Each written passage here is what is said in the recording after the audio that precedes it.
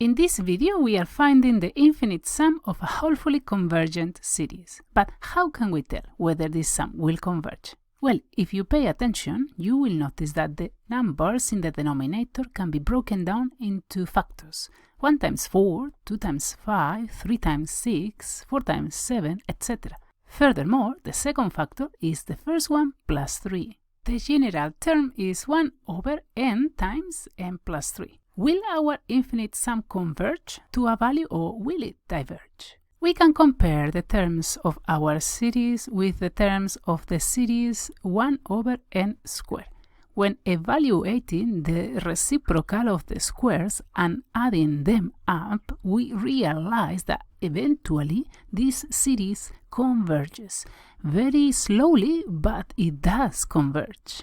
Since each term of 1 over n times n plus 3 is smaller than each term of 1 over n squared, then the sum must be smaller. In other words, our infinite series with general term 1 over n times n plus 3 converges. We can find the infinite sum using the method of the differences that we discussed in our previous video, separating our fraction into partial fractions a over n plus b over n plus 3, we can collect like terms a plus bn plus 3a. If this equals 1, then a plus b must be equal to 0 and 3a must be equal to 1. We are solving a pair of simultaneous equations. We can easily find a dividing 1 by 3. Since a plus b is 0, b must be negative 1/3. Now that we have separated the fraction into the difference of two partial fractions, we evaluate the infinite sum.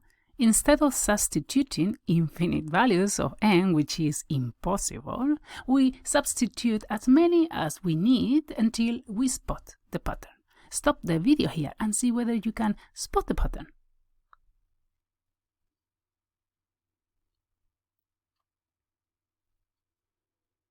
Right, did you try?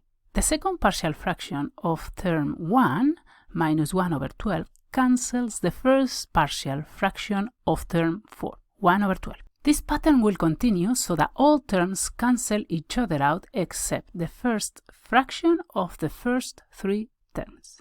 Examining the last 4 terms, the n minus 3, the n minus 2, the n minus 1, and the nth term, we can spot a similar pattern.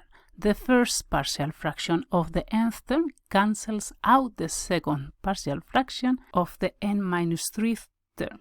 If we continue this pattern, all the terms cancel each other out except the second fractions of the last 3 terms. This is typical of telescoping series.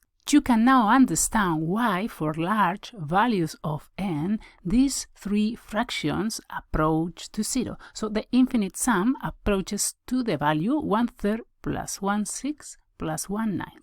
The sum of our convergent infinite series is 11 over 18. If you want to learn more about telescoping series, go and check out this video. Until next Wednesday, go and explore this playlist.